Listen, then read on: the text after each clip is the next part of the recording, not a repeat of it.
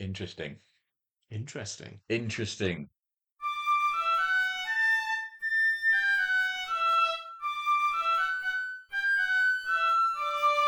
Hello, Hello. welcome to Hello. episode 2 of Talking Shire. I can't believe we got to episode 2. Look at Yeah. that. So, welcome to Talking Shire. This is the podcast all about the Northeast Middle Earth strategy battle game, where we just sit down, have a chat about things, all to do with the game that we like. So, I'm Jamie. Good to see you, or hear you again, or I don't even know who I'm talking to. But then we've got Nick, Hello. and we got Jonathan, Hello. and we're going to talk through some stuff today, sent in by you guys actually. So it's going to be a bit of a Q&A session today, because we've had quite a few emails in with lots of little topics to talk about, and we'll get our thoughts and feelings on all of them things. So before we start, I just want to do a quick thank you to everyone who listened to the episode 1, going through all of the little stats and things, and we've had quite a few international listeners as well, which was impressive. I never thought that would happen.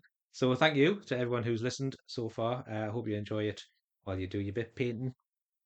So yeah, we'll go to our first Q&A question then, if we want to. Yeah. So happy. Yeah. Right, so we'll start off then with this first one from Dave Lal, who sent in. He was the first one in, and Of course. he said, "All right, dudes, I've actually got one. I've been accused of telling people how to beat me in competitive settings more than once and by more than one person. I take unusual stuff, chariots, war beasts, and so on, and I make sure that my opponent knows exactly what these profiles can and what they cannot do, and what they can do in response to certain things. I feel it's only fair to do this, as I am not a big fan of the old gotcha in gaming, whether it's a casual game or top table at a tourney. Mm. There are those amongst us that think it's up to the opponent to know the list and the profile and what it does, and you're under no obligation in a competitive setting to explain this in detail to the person on the other side of the table. I also understand that view. I'd certainly have had some more success if I just assumed it was on them to know the capabilities of what I'm playing and catch them off guard. What say you? We're trying to win here after all, aren't we? But this is a social contract we're entering when we decide to play. What are the correct terms of that contract outside of the rules of the game and event? Dave. So there you go. That's our first question. What Okay. do you reckon? I have a very firm answer. Oh, yes. Dave is completely in the right. is Yes. is I my think view. I'm going along them lines Um, myself. Yes. I think like when people know meta armies, everyone knows because everyone talks about them all the time. But if you're Yes. taking something like chariots, then you have to be aware that your opponent probably isn't going to know exactly that they need a 45-degree turn every Yeah. 3 inches or I mean, something let's like that. let's be honest. The chariot players know all of the rules for chariots No. because As a chariot player, no. yeah, The, there was a not insignificant discussion recently about how far you need to move them. Because the rule says they have to move every turn, and most players, including me, assume that meant they have to do a full move every turn. Mhm. hmm But then you compare that to the rules for, I think it was War Beast, where it does say full move every turn. Mhm. Ah, okay. The chariot rule doesn't say that. It's just like, okay, so I could just move 1 inch, right? And rules as written, yeah. Yeah. Mhm. But then not everyone interprets that. Was the end of the whole debate with the chariots are way more complicated than they need to be. Bearing in mind, even if you include legacy, there's what, three? Yeah. And you got like 5 pages of rules for three models. Yeah, Yeah, yeah. yeah, they do seem overly complicated. I mean, I don't have a lot of experience playing against them. I don't have no experience playing with them, but playing against them very limited. Um, so I wouldn't know where to start.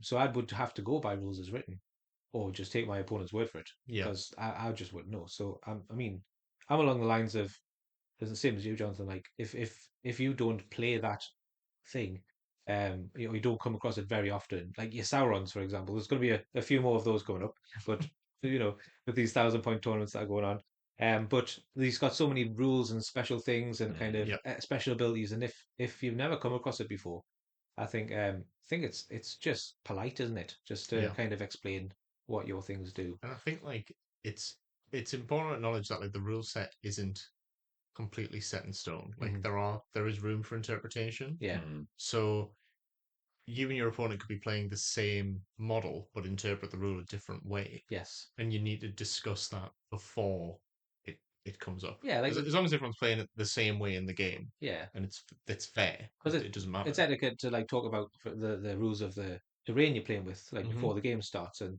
the rules Yeah. like, and I think a big culprit for that, as we've talked about before, is Legolas, because his shooting rule was so kind of grey area at first when we first started reading that, and it still is a bit for a Yeah. lot of people. Um, so I think you've just got to. Would you agree if that's how this works? Yeah. Yeah. I think with me, my absolute bare minimum is if you play something really kooky that has lots of different rules, you can be absolutely ragged by the end of a tournament, having explained them over and over again. Yeah. So my at the bare minimum, I always sit down and say, "Do you understand how my army works?" Yes. And if they say no, they'll be like, "Okay, this is how it works." Yeah. Yeah. And if they say yes, then I'll take it on faith until they do something stupid and be like, "Oh, remember this happens." Yeah. Yeah. And then if it Yeah. turns out they didn't actually know, then they'll explain it. But Yeah. yeah, Yeah. Yeah, I think it's the talk about the gotcha moments, and I suppose it depends how competitive you are playing. Mhm. I think if you're at the top, you talk of the top 10 of the GBHL who play hundreds all the time, who are going to competitive tournaments nearly every other week, probably. Mhm. Um, they're gonna have come across a lot of these rules already, and will probably know the rules, so you probably don't have to. Yeah. Um, but I think at the more kind of casual level of gaming, where everyone's just trying the new toys or trying something different, or I think it's just etiquette. I think it's Yeah. nice to do. Yeah. and also like if you're playing something that weird, you ain't playing to win.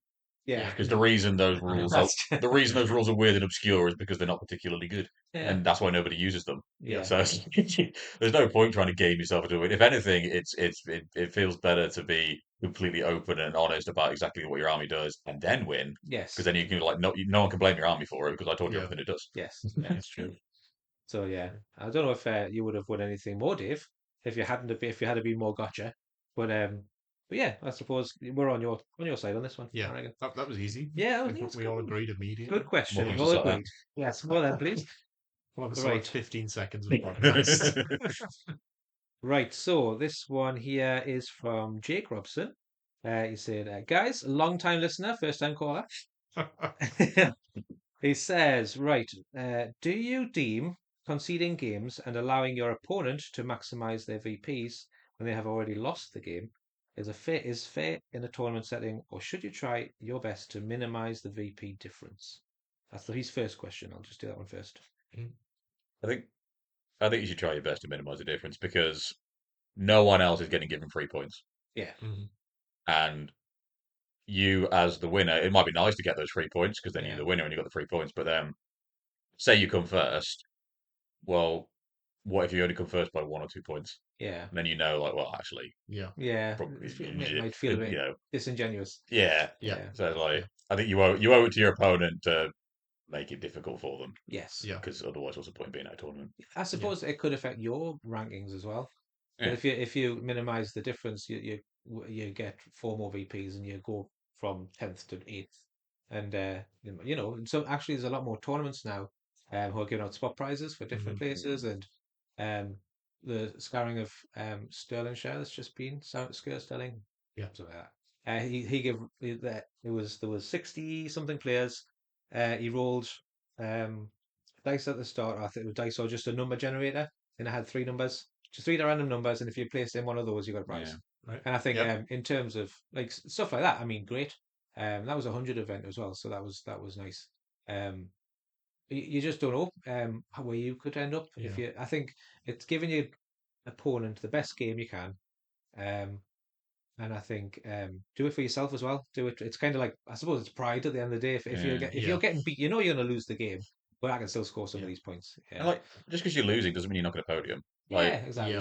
sure, at a lot of tournaments, the podium places are all the people that won every game. Yeah, But it's not impossible for everybody to lose one game yeah, over Mhm. the course of a day. So, like, just because you're going to lose a game doesn't mean you should Yeah. throw it because yeah, those VPs might be the difference between fourth and third place, yeah. Yeah. for Exactly. instance. I think Yeah, for me, it's like if I pay for entry to a tournament for a day tournament, that's 3 games, yeah, and the first one goes terribly, and I could concede after 20 minutes. yeah, That's 1/3 of my day that I could just say, "Yep, okay, 20-0, I don't mind. I'll lose the game." yeah. But I want to play the game. Yes, Like yeah, I'm here mostly for socializing than I Yeah. am for podiuming. I would love to podium, yeah, yeah, but it's I'd rather have 3 games that are close and that I Yeah. enjoyed.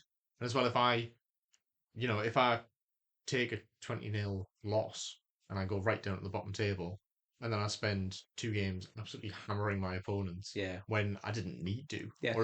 or if my opponent goes up the top table and then they have 2 really terrible games because there's a mismatch in where we would have ended up based on like a couple of dice rolls. Really, Yes. Yeah.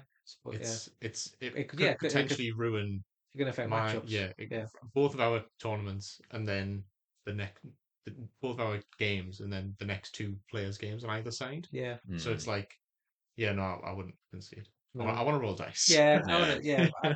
I mean, I remember playing a game. I was against Kev at Middlesbrough. It was such a weird match. It was in the old edition, so I had Treebeard, Elrond, and a bunch of knights. That was literally it. Nice. And then he had Weird.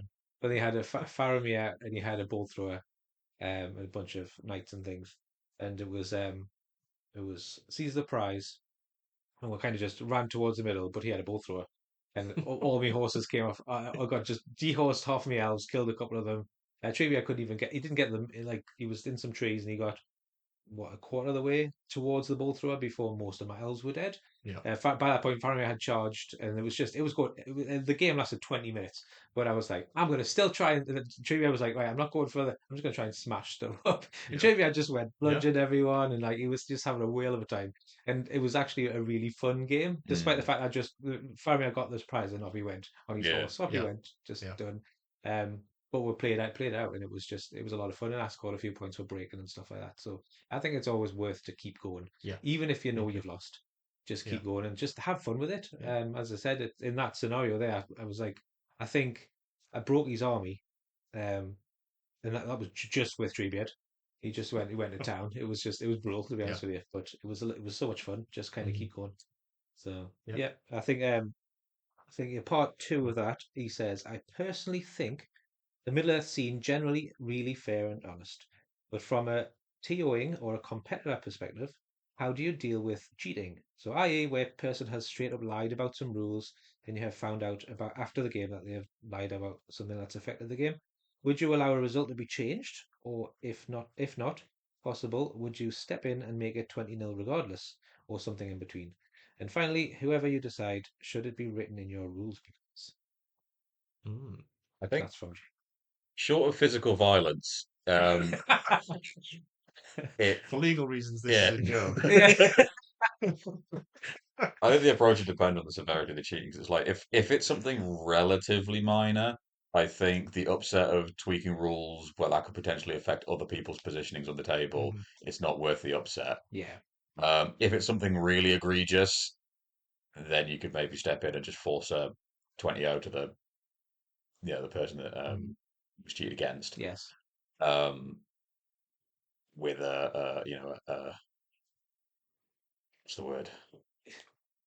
The threat of DQing the other person if they act up again, Yes. sort of Yeah. thing. They'll Yeah. give them a But kind of it's a sort of- give them kind of a warning. yeah, it's difficult to put a hard and fast rule in because there's different levels Well, that's of it, it. and Yeah. you can't be too heavy-handed or no one will ever turn. Well, actually, no, that's not true. People still turn up, but it's like Yeah. you're always going to be worried about if you make a mistake and it comes across as if you cheated when you haven't, Yes. and you Yeah. don't want to worry about You don't that. want people worrying about that going in. But then if Yeah. you're too light touch, people just get away with stuff.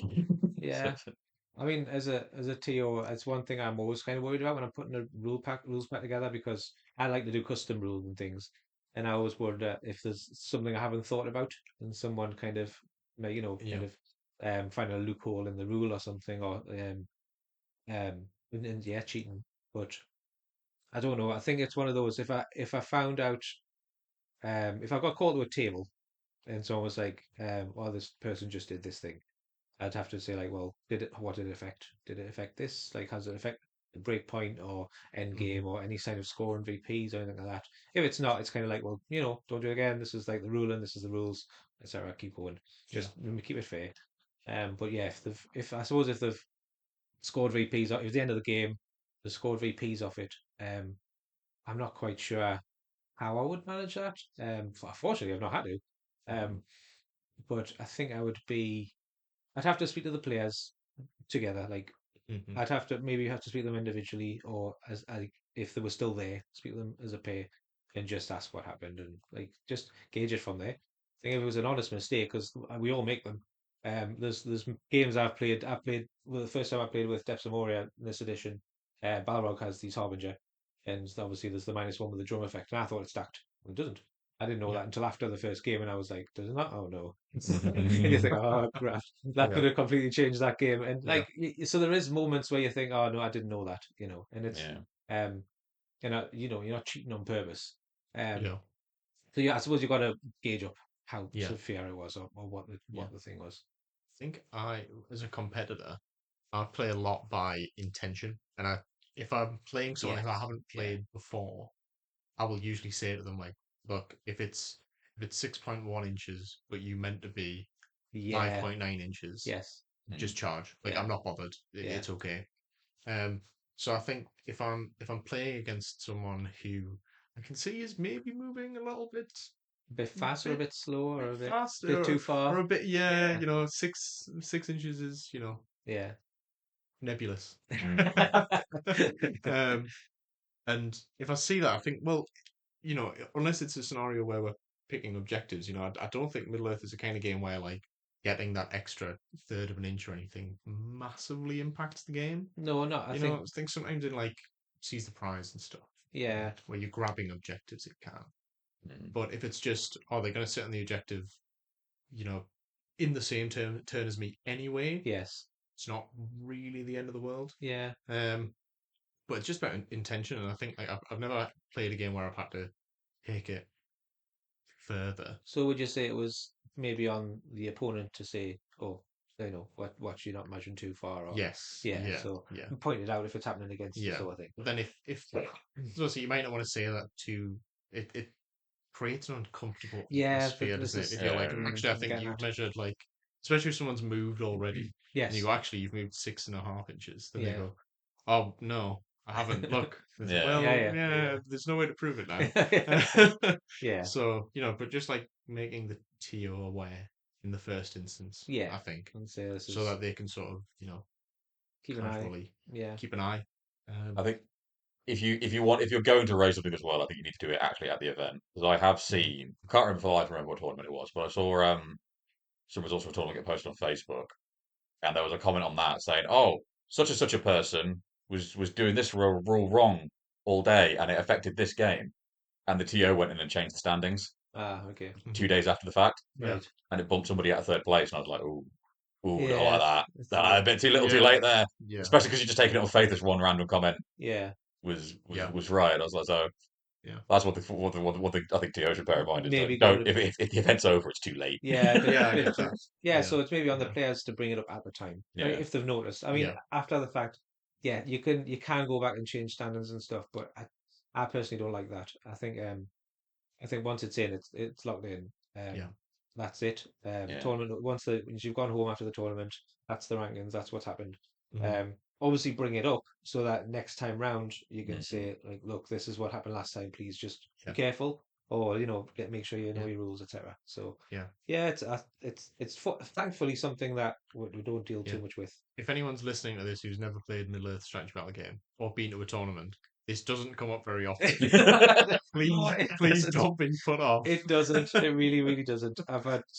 You've been to so many tournaments and I've played Mhm. so many games now with lots of different people, and 99.9% of the time it's absolutely fine. And like if something It's fine. is looking wrong, you should always give them the benefit of that. Raise it, give them the benefit. The Yeah. amount of times Yeah. that like I've screwed up a rule that I've misread or misremembered, or it's like a rule that I thought was a rule on a profile, but it's actually an army rule and I've been Yeah. applying it wrong. Yeah. And quite often it's me noticing it, and I have to turn around to my opponent and be like, "Oh, those like 4 warriors over there, put them back on the board. They're not actually dead yet because I Yeah. screwed up." Yeah, and it's a bit being honest as well. If you do need, halfway through the game you realize something, just be honest. Yeah. Just say, "Oh, sorry, this is what's happened. Like going forward, shall we do it this way?" Or like Yeah. go with to an agreement Yeah. about it. Just be honest, because I think that's ultimately how you have more fun if you just be Yeah. honest with each Yeah. other. And like intent, as you said. I'm going to be moving these here. I don't like. I'm meant to be outside of charge range. Do you want to just Yeah. double check, Yeah. sort of thing, or just be honest. Yeah. And communicate as all good players should. So yeah, thank you, Jake. Good questions. Okay, so a very quick one off Thomas Kindness. Mhm. Simply says, "Hey guys, first episode was great. Thank you very much. What is the best and worst scenarios?" Oh, that's a good one. Ooh.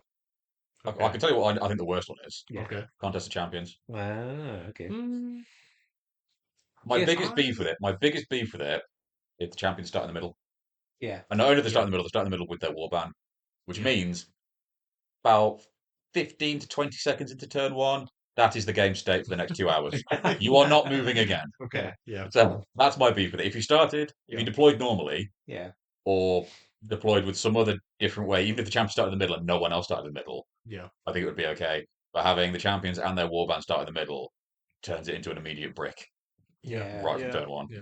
I think the thing with contest is that in veto tournaments, I imagine it comes up far less Yeah. because often, even if you've got Dane is a good hero, but if he's against LSR, you are not going to pick Contest of Champions. I tell you that. It just becomes like, oh, does my champion beat that champion? Yeah. Yes or no? And even I'm if your not gonna champion doesn't beat them, choose do they beat them enough? Like, them. for example, Yeah. a matchup that I've had where I was White Council and I was up against Khazad-dûm, Mhm. and it was like Elrond versus Durin. My money would probably eke slightly Yeah. more towards Durin. However, you've got a lot of warriors, and I've got none. Yeah. So, like, I've actually got a lot of potential to rack up points before you have the chance to do anything, especially when I can change transfixtures. It's like, Yeah.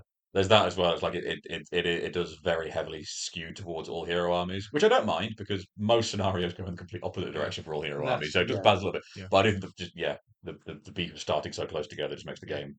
I think there are ways to I don't know if you've listened to Bird's. I can't remember which event it was. This is Birdie's World for anyone that doesn't know. Yes, listen to as Um, well. but he Very good. did he did a log about his Contest of Champions that he played the Dark Marshal against the Balrog, and he came Oh. close to winning because it became more about how does he shut down the Balrog rather Yes. than Hmm. the Dark Marshal's never going to score that Yeah. many kills, but Yeah. it became more about nullifying the effect. So I think there is a little bit more. There's not. I mean, It depends on there's the not loads matchup, more. doesn't it? Just depends Yeah, on the matchup. Yeah. because I go back to Lord of the Imps when I played Aragorn versus Hammer, Mm. and they're both on the horse Yeah. and they're staring at each other, and you know for a fact the lines are going Aragorn's coming straight into Hammer, and I'm like, right, how on earth am I going to kill anything with Hammer in this situation? And as the lines clash, Rohan versus Minas Tirith, Rohan versus Minas Tirith, and a couple of Rohan warriors on the other side, Aragorn into Hammer, and I just heroic defense 2 turns in a row, and got lucky because he didn't roll sixes. Mhm. And then third turn, I managed to get priority and get a couple of warriors in, and then after that, Hammer could do off on his horse. So surviving the first couple of turns, and I was actually ahead for at one point because I'd killed one Rohan warrior and he hadn't killed anyone yet. Because I'd chucked 4 Rohan guys and they all just shielded. So I just held him up a couple of. So Yeah. I was able to mitigate it slightly by doing that. I mean, late game, Aragorn went to town and there was no hope. But Yeah. the Hammer ran away, which never helps. But I suppose that there is some play around it if you've got the right hero. But I know what you're saying because it Yeah. can skew heavily. It depends on matchup. So yeah, it's got its problems. I think I think they helped with you can choose a champion That definitely helped. because you can go okay, well that's good because my leader's not very good, like Yeah. Galadriel for example. But if you've got Yeah. someone else in there and The you first can choose the someone first else. tournament I ever went to and the first contest of champions I ever did, I had Saruman versus Aragorn in Return of the Kings. We got his free Andril. Oh no, So Nice. that was my first experience of contest of champions. Yeah. Like, ah. yeah. Yeah, Admittedly, that game wasn't over as quickly as it could have been because basically every time he charged me, I had it was White Council obviously, so I had Gandalf nearby just sort of blasting the combat, so nothing happened. yeah, And I was like, "Oh, you want to fight me now?" yeah, I can transfix you anyway. yeah. Yeah. What do you reckon then? So yeah, contest of champions. It's That's yeah. yeah. I get it. I can understand. see why it's Yeah, I understand. see why it's not very good. I personally, my experience with Escort the Wounded has been terrible. Yeah, But that's only because I've played it, I think, 3 times at tournaments. I think we had a practice We had a game at one practice game point. once. yeah. And every time I've rolled Escort the Wounded, I've had an all cav army. No. So it's just the worst scenario to play for all cav. Do we have we had a Warrior of Rohan moving like 0.75 inches or something. Yeah, in so he one was. turn. I can't remember. I think He was. I might have killed his pal, so he was dragging the body on his own. Yeah. Yeah. He was in difficult terrain. I was playing White Hand, so I called wins. So he was harder than harder than hard. Well, I mean, that's just unfortunate, isn't it? Funnily enough, he didn't score any points. That's Didn't make very it in the middle of the board. I've only played it twice. I've lost both of them, to be fair. The first one was with me, Gulliver. It was at the whole tournament we were at. When your Riders of Irma smashed through my army. It's Yeah, fun. it was great. It was a good fun. But yeah, Escort the Wounded. I actually chose it. We sat down. It was a veto tournament, and I shook his hand. Hi, blah blah. Introductions. These are 3 scenarios, and I went. Well, he was like, "What do you reckon?" I was like, "Well, I've never played that one." And he was like, "No, have I? Should we just play that one?" I was like, "Gentlemen's agreement. Let's just play Yeah. that one because I haven't played it before." And we played. It was actually quite a lot. I quite enjoyed it because I had lots of things to think about. Yeah. So I had the line of dwarfs. It was Khazad-dûm marching towards us. Gully was just like, it's like hiding from all the shots because they had anyway. He had rangers and stuff. And I thought I'll get everyone forward and they can just kind of go around the edges because dwarves are quite slow. So I'll just go around the edges. I obviously didn't read the rules and think, well, Gulliver's a massive model. He could just 12-inch the thing because he's over strength something, so he can carry heavy objects. Mm. He could have just 12-inched one of the casualties off the board. But I didn't think of that. Anyway, I was me little orcs were just pulling them up slowly at a time, Yeah. and then the dwarves just killed them all. And then it was at the end, and you go, you score points for being in the opponent's half, and he was like, "Yay!" and he managed to win. But it was. I quite enjoyed it. I wouldn't say it was my favorite, but the 2 games I played, I both lost, but I've had quite a lot of fun with them. I can imagine higher points. I'll probably enjoy it more. Yeah, because you've got Probably, more yeah. models to defend, more models Yes. to go forward and stuff. It's a But lot going on. At lower yeah, points, that's played going to be really tough. Yeah. The difficulty I've had with it is every time I've played it, I've had very wild man heavy armies. So like I've had enough bodies to be able to grab every wounded and always have 2 on them, so I'm moving full, and that's great and all until I go up against someone with any number of bows whatsoever, and then 2 turns later I'm down to like half my guys, and I pick them up, and then I just move a little bit more, and then they all get shot again because they're all D3. But I like it conceptually because it's dynamic. It Yeah. forces you to move up the board. Yeah. And I Yeah, like it does. scenarios that force you to move up the board. It's quite a narrative as well, isn't it? Like Mm. something's happened and you're trying to get them off the board. It gives you a bit of storytelling behind it. Yeah. I quite like that. Obviously the old Fog of War. I think that's tends to be a lot of people's favourite. Oh yeah, I quite like that Fog of War, was yeah, that was the yeah. one I was going to go with. It's Yeah. so good. I do love Fog of War. I haven't won one for about a year and a half now, but I enjoy it every single time I play it. Yeah. I just love the fact that you've Yeah. got so many different scoring conditions, and Yeah. I like new edition. Obviously, within that you've got different levels of scoring points as well. Yeah, I just think it's a really well-rounded scenario. I think it doesn't matter what points level you play it at. It doesn't matter the matchups as well. You can still win with like Ents versus Ballista. Just hide behind a building. You can still get Yeah. so you can still play Fog of War. No matter what. The most recent Middlesbrough tournament I went to, Fog of War, White Council versus 3 Trolls, which was Nice. interesting. And that was probably the most I've ever binned a game due to my own stupidity I know. ever. I was set up for a comfortable win, and I was like, I could go 20-0. And then I lost. And I thought, I could go 20-0. And the troll just beamed Galadriel into the Netherrealm, who was both. Oh, it wasn't his target, but she was the one I was trying to defend. But the reason I had her was because I was like, oh, banish, just keep banishing. Eventually, I'll chip a wound of him Yes. because he was the one I needed to kill. Yeah. And I'd killed the other 2 trolls. Yeah. I was desperately trying to keep Tom alive. I got him down to 1 wound, and I just kept refusing to fight him. And then I killed him by accident. So I was like, okay, everyone has to go into Burt before the game ends. And Galadriel died. She got stuffed in a sack, paralyzed, and the next turn was stamped on. So I ran Elrond in. I was like, right, Elrond's going to fix this. It'll be fine. And Elrond got stuffed in a sack and paralyzed. And if they're still paralyzed at the end of the game, which was the end of that turn because I rolled a series of 1s, he counts as dead. Oh, So that was Brilliant. my defense target killed and my general killed, Oh no. one after the other, because of points gone. because of paralyzed. And then, because I just rolled so terribly in all of my combats, even when I won, I didn't wound him. Or if I did wound him, he fate. Oh no, he didn't. Did he fate save it? I don't know. I don't know if I even made him use any of his fate. I think I just failed to wound every time I won. And yeah, so at the end of the day, he was on his building. That was his defense target. Yeah. Still had his fate. So it ended up. I went from what was going to be, I think, a 15-10 victory or 17-10 victory, something like that, to losing 15-10 Oh in no. dead Oh, that's because I was like, I could do this in 20 years. It's going to be really easy. I'll go fight Bert with these two elves, and they both died. Yeah, that's Yeah, true. that's not good. Yeah. Yeah, trying to think of other scenarios. I secretly am a big fan of Recon. Oh, really? Yeah. Oh, I'm not a big fan I of really Recon. enjoy Recon. Yeah. It's very Because there's a couple of turns where everyone's Marmite. moving up, and I mean it does rely on if you just keep rolling the one so that your models don't get on the board and your opponent is up, it's a nightmare. Yeah. But I just think or maybe I've just had very enjoyable games when I've Possibly, I played think Recon.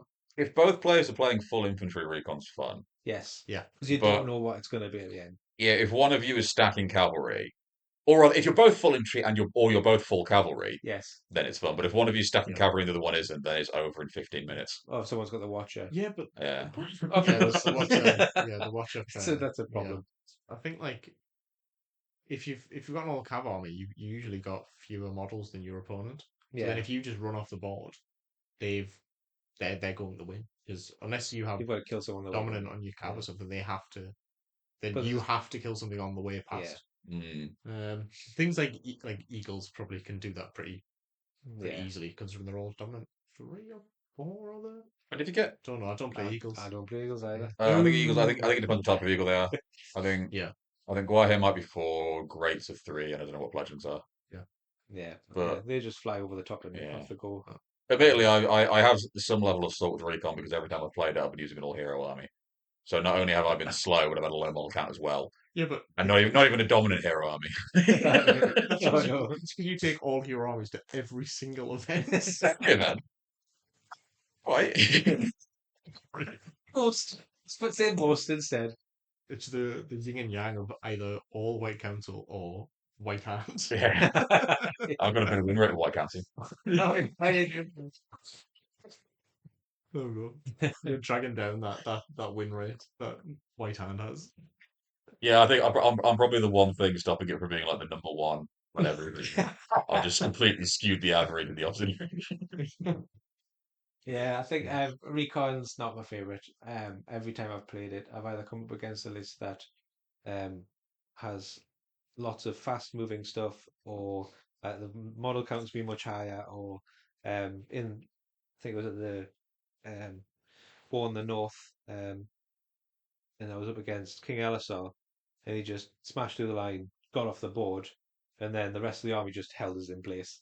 And it was like, well, he's got dominant, whatever, and he was gone. I was like, why did he just run his best model off the board? And that's why he just held us in my own corner, just with all of his troops, because he just free marched up the board, and then just held us in place, and then I just couldn't get off the board fast enough before the game ended. So it was like, me Recon, I think, especially because there's so many different things to think about in terms of the scoring for Recon. It's not just like obviously it's the double the opponent and all that kind of Yeah. it's quite tricky. I think it's quite tricky to remember that the scoring conditions for that. So I suppose if, as you said, if you've got a full cav versus full cav or full infantry versus full infantry, and it's fairly even as you go forward. Because I played Goblin Town versus Depths of Moria at one point, but I just had goblins versus goblins. There was a goblin mash in the middle. That was actually quite fun because I didn't know how many people I could get off the board. And the same going the other way. And it ended up scoring based on me killing his general and me breaking the army. That was the scoring conditions. And I was like, oh, I mean, it wasn't very fun. I mean, it was because it's just goblins fighting each other. But in terms of like scoring, there wasn't a lot. Full scoring. So for me, I don't know. I think it's a bit too swingy for me. I think Recon. Yeah. So I think that's why I don't like I suppose the games I've had have been close, but that's not really reflected in the score. So I do get when you say it's swingy. Yeah. Cool. Have we got any more then? Good and bad, best and worst, or any favourites other than what we've said? Have you got any favourites?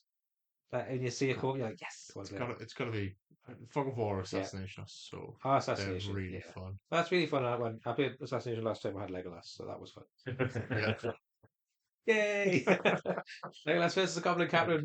+1 Yeah. to wound. In the dark, yes. Emily, it was. kill someone quick. Oh, +2 to wound. That's actually what happened as well. It was just some of the building just shooting at things. +2 to wound. Horrendous. Yeah, so right. Okay. Well, thanks, Thomas. That was a good long one. Okay, let's go to the next one. So, Phil White, thanks for the email in. You've sent an absolute essay, so we'll see how far we get through this one. If we don't get to all of it, we'll come back to it next time. So, Phil has said, what's your approach to building a good army list? Appreciate this depends on the army, so can try breaking it down into the following questions. If a list has the option to horde versus go elite, which way do you swing the list and why? Elite because I'm lazy and I don't want to pay for the tentacles. I'll come down to hobby time. Yeah. Yeah. That I is a mean, big one. Yeah. yes, yeah. I mean, how many lists can we talk about in terms of horde versus elite? Army Veteras you've been using. Yeah, we might Can do ask you that. all hero with People either Cav go or hero or yeah. So I infantry. mean, I've been going for um the 3 heroes and then lots of troops, basically for numbers because the Army of Edoras, I've found the heroes can do a lot of killing if they get Mhm. going. There's a lot of rules to reroll ones and reroll failed wounds with Haleth on the charge. If he's outnumbered, he gets reroll wounds and he can hero combat and he's just a tank when he gets going. But you need that kind of block of troops to kind of get objectives and hold people up and just be a nuisance while the heroes are doing There's some not a killing. lot of fate, I think, in Army of Veteras. No, there's not a lot of fate. Yeah. So they can die quite quickly. They Yeah. need to be winning and moving first. But the absence of so they do a lot of the killing, like because Rohan warriors aren't very good. They're just so bad at killing things. Unless you're coming up against other generic troops like goblins or other Rohan, Yeah. it's really Yeah. hard to kill anything. Rolling sixes on most things. The fight threes just brutal sometimes as well. But they can. So I think they're just there for bodies, there for holding Yeah. things up. So I tend to go that way for that reason. Make it harder to breakers and stuff like that. Mhm. But I mean, saying that, I was 1 for 5 on all of the imps, so I don't know how well the list. If it was the list or it was me, it might not be a good indication of how well it does. But Helm Hammerhand was very good, and I think if you put a list with Helm, Aleth, and you've got Hera and Freelaf in there because Hera and Freelaf's quite good together as a combo with Riders of Rohan because the Riders still get that +1. It's not strength. I think it's fight on the charge. Yeah. Or is it strength? I can't remember. It's one of the two. They can be quite killy. The horses on the charge, as Rohan are good at. Yeah. So if you want to take a whole cavalry with those 4 heroes, that would be quite fun, I think. But yeah, I would actually quite like to try that. I've just got a bunch of riders, so might have to try it out. Nice. Yeah. But yeah, I'll go to the next bit then and see what else he's said. He's got which tools are necessary if available versus risky or nice to have. So i.e. heavy hitting power, so heroes versus monsters versus car versus magic users, etc. So how would you balance your list out basically with all the different tools? I mean, on the rare occasion that I actually bother to make a half decent list, I think to me the most important thing is having a couple of high fight things in there because Yeah. I have gone before where I've had like things that are horrifically strong or absolute swarms or like loads of magic. But if my list caps at fight 5, I will have an absolutely miserable time if I go up against anything like, say, elves, Yes, for instance. when all the Yeah. troops are fight fire. Or Army of Gundabad with like a million berserkers in it, where if you find that their warriors are matching your heroes in fight, you're gonna have a horrible time. Then you end up Yeah. like absolutely beasting through all of your resources, just trying to like tie with a normal warrior. Yeah, So that's something I've learned. Like if I actually want to win, I need to have a few things in there that are actually kind of high fight. yeah. Yeah. I think yeah, high fight again. I think that's why the Army of Edoras needs the heroes because it's the higher fight. But you're still talking fight 5, fight 6, and not very high. Even Helm's only fight 6. So yeah, the high fight. I'm looking forward to using a list with higher fight value than 5. Not gonna lie. Yeah. So yeah, the high fight's quite a good one. I think having a handful of bows can help. I think a handful of bows just to Yeah. sit on your objective at the back and just kind of even if they take 1 or 2 warriors out, who are coming towards objectives, it can really help thin the numbers and stuff like that. I mean, it's like if you're playing domination and you don't have bows, you have at least 2 warriors who are doing nothing. Yes. Yeah. Like Yeah. they just can't contribute to the Yeah. game in the same Yeah. way to someone who's in the battle line. Yeah. So I always include some bows. Yeah. if I I have a can. couple of bows. Yeah. But I Yeah. think like in terms of like what's a must have, I think it depends on what kind of, and this is such a like a political answer. There's no right answer. Well, It's, it's all it depends, as depends you on said like in the yeah, email. It depends on your list. yeah, But if I suppose if we're looking at say the super list, so you've got the army of the Great Eye or the army of the White Hand, and mhm, all that kind of list. Mm. yeah. Would you take so it would say the high fight hero and a couple of bows, Cav? Would Cav be a must take? So you've got Warp Riders, you've got your couple of A sprinkling of Spriglings. I think Yeah. having a couple yeah, is really beneficial, but you don't necessarily need them. yeah, Yes. But I have noticed that I consistently performed worse when I've gone full mhm, infantry than when I've had a bit of cavalry. Yeah. And the most I'll ever take is 4 Warg Riders. yeah, Yeah. Mainly because I've forgotten how I painted the wargs, so I can't add any more to the list because they'll look wrong. yeah, So I'm capped out at 4 forever. I could play 2,000 point game and I'll never have four Warg Riders, but that's enough to make a difference Yeah. because if nothing else, they're scary because Yeah. you get that extra dice on the knockdown. yeah, Yeah. That turn they charge 2 warriors and kill them both. Yeah. It's yeah. And it gives you a way of turning off someone else's cavalry charge if they've gone cav Mm, yeah. heavy. Yes. Yeah. You can turn off like whatever the most important fight is. Yeah. You can stop it. So Yeah. I think like it comes down to like whether it's like good like if I was taking a good army, I'd be more likely to have more cav Mm. because mm, they're not as likely to run away Yes. if I'm Yeah. capturing objectives. Whereas Warg Riders, if I, you know, really commit to having lots of Warg Riders, they go on the flank, they capture all the objectives I need, and then I lose the battle line in the middle, then They're just running away. if everything's running anyway, so it doesn't matter that they've run around and What you split need to do is objectives you and need to stuff. strategically dismount your wargs and hope they stick That's around true. and you've got 2 Yeah. models on each. Yeah. That's the new meta. Yes, dismount. Well, yeah, I mean, I struggled with that with Rohan, mind the Cav, because obviously they're Hmm. only, was it 6+ courage? Yeah. So it's still a Seven? struggle with some, or Yeah, 7+, might be 7+, yeah. Yeah. It's not good. Yeah. It's not Yeah. much worse. It's actually the same as Orcs, isn't it? So it's I not think good. Orcs I think Orcs are 8. Oh, they're 8 Oh. of it, yeah. But yeah, All it's the not much awful. better. Yeah. Yeah. So anytime I've had just riders holding objectives, they just tend to ride Just away. go. Yeah, just Yeah. go. And with us, we played. Yeah. Yeah, Yeah. mine just ran away. It's just like we're currently on pretty even points. Oh, Oh, no, there they go. well. That's the end of that. Yeah, that's the good one. Yeah. Yeah. So let's keep going. So he says, when should you max out on bows versus leave behind? And what sort of list would you max out your bows? I think it depends on what list you've got. I mean, like, if you're taking something where their armor's kind of bad, you might as well. Like, if you've got usurpers, This is because you Yeah. might as well max out on you play bows. wild men. How many? Yeah, yeah. So how many bows would you take in a what's it say? Because you did Army of the White Hand at my 800 last year. How many did you max out your bows?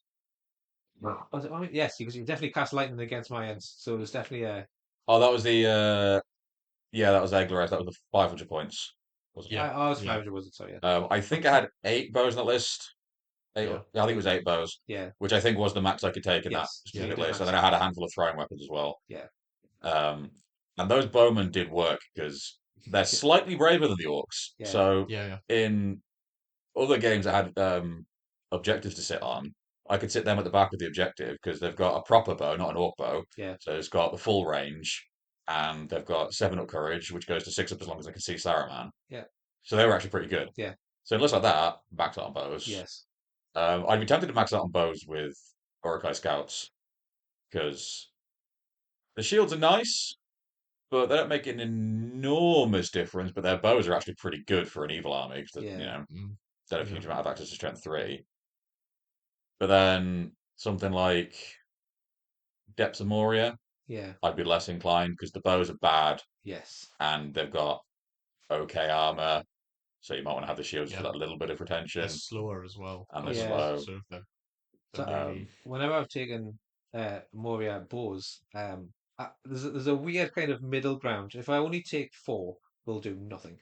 And then every now and again they'll ping someone and you're Yeah. like, yes, I've Yeah. killed someone. So so 4's too few. If you take like 9, you're just wasting your points. There's like a middle Yeah. ground where if you take Yeah. 5 or 6, I'm talking about like, well, with goblins it can be any numbers. But 5 or 6 bowmen, you've got a couple of objectives there and a couple of objectives there, and between them, like 6 dice instead of 4, you tend to, every now and again you'll take 2, and you're like, oh, Yeah. okay, it's actually making just thin numbers Yeah. or whatever. So, but there's a little grey area in there. I've found. I've tried both, and I find that if you max them out, I'd end up chucking them into combat anyway. So Yeah. it doesn't might as well take spears and support. Yeah. But so there's a middle ground for Moria. I think. I don't think you Yeah. want too few because they just won't do anything. But too many, you're just wasting your points.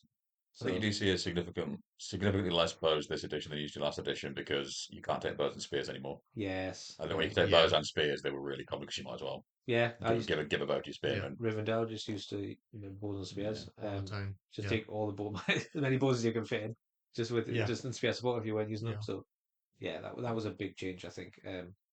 I know a few people who had spears glued to everything. Yeah. I don't usually max out my bows at higher points. I usually have something at like my Minister has a bolt thrower. So if I start thinking, well, I could get 6 shots with Warriors of Minister, or I could get a bolt thrower. Yes, Yeah, I'll take that it's instead. probably about the So, same price as yeah. well, isn't it? it- Not far off. It's not far off. Yeah. It's worth worth it. it, It's yeah. worth the extra. But I think it's like just making sure that you've got enough bows that they're effective, Yes. but you're not missing out on Yeah, on having if you're having a half your line, stay back and shoot. Like I do see a lot with people who take lots of bows in a list where they just have half their army hanging back, and it's like that's Yeah. especially Urukai scouts yeah. with like Lurtz and Ugluk. It's like if you charge all 40 of your guys into me, I will die. Stop But you are firing keeping- strength 3 bows Yeah. at me. And that's what some people fall afoul as they get a little bit too Warhammer Fantasy brained with it, and they think bowman must stay back. Yeah. But the reality Yeah. is your bowman is just as good as fighting as your shieldman. Yeah. He's just Yes. got slightly less health, well, slightly less armor. Yeah. But that doesn't matter if you win. Yes. Your armor's irrelevant if you win the fight. I was right. Rivendell's a good example of that because they still fight 5. They're still D5 even Mhm. with no shield, and they've still got Elven Blade, so they're still Yeah, yeah. win and roll off. So I think I mean there's not many roll offs at fight 5, but unless it's a mirror match. But yeah, I mean they're just as good as fighting as they are with their bows. Yeah. Yeah. So I think with, for example, Rivendell, you take a handful, just to kind of ping shots every now and again because you want them. Up front and fighting. I think you want your fight 5 in the fight, Yeah. because you'll just munch through troops, Yeah. other people's troops. So. You don't have enough models in, especially Rivendell. Yeah, to because it's have, such an army. yeah, that many people hanging back. Yeah. Yeah.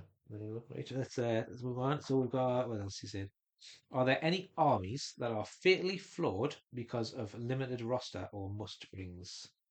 Arathorn Yeah. Stan. Arathorn. No, Arathorn Stan's meta. Yes, it is. I'm bringing it. Anything Lake Town, Yeah. especially Survivors. No, I think. Survivors is good. I was looking at Survivors because back when the 5 armies came out, I bought all of them. Like, an idiot. You wanted the bigger. So I wasn't. I models. think that's better because they're very cheap. The light armor hurts, but if you've got Gandalf the Grey in the list, you've got Blinding Light, so it doesn't really matter too much until you're in the fight. Yeah. Bard is pretty good with the Fearless. The getting Mighty Hero is really good with if you use his children. I always think it's strange that there are children in the war game. Never feels right, especially because they're like the Hobbits. They're such a target for like other players, especially people who are playing children. They're like, great. Put 6 berserkers into Sigrid. It's like, whoa. It's a bit excessive. But getting those they've got a lot of like nice tricks. Like, is it Hilda gets +1 to wound or something? Really? On she the charges? charge, yeah. I think it's anyone that's in the combat with her. It's anyone in 3 inches. 3 inches, yeah. Which, considering how many guys you can get, like they've got some. I think that they're underrated. But then I've never again, it seen goes them back to because- it That's goes the back thing, to the agony you get from they cap at fight 5. Like, Yeah, and a lot of their cool stuff is tied to the profile, not the army, Yeah. which means you can get all of that cool stuff plus some work with elves if you go Battle of Five Armies instead. yes, Yeah. yeah, that's true. Yeah, I haven't. Yeah, I don't think I've seen it at a tournament. I don't know. that I've I've not been seen to, it.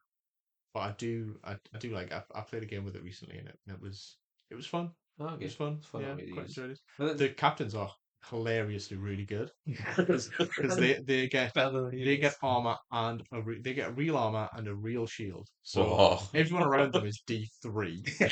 then their beast sits. Wow, that's And quite a jump. now I think they go up to. I think they fight 4 if they're near Bard, so they can just stand in front of something and shield for the whole game, Yeah, and they're like 50 points or something. So Quite yeah, I cheap. don't mind if he shields. yeah, Go for it. Yeah, yeah. your Fair enough. captain's more expensive. I'll hold him up. Yeah, I just haven't seen them. Yeah. I don't know enough about them because I just haven't Yeah. seen them and haven't seen them called. Yeah. So I'm also salty that Bard is A fight 5, which is hilarious with the Mighty Hero Mhm. thing. Like you hear that rule, you think of like Aragorn, Yeah. and then he's just a guy. But also, he doesn't get his bow.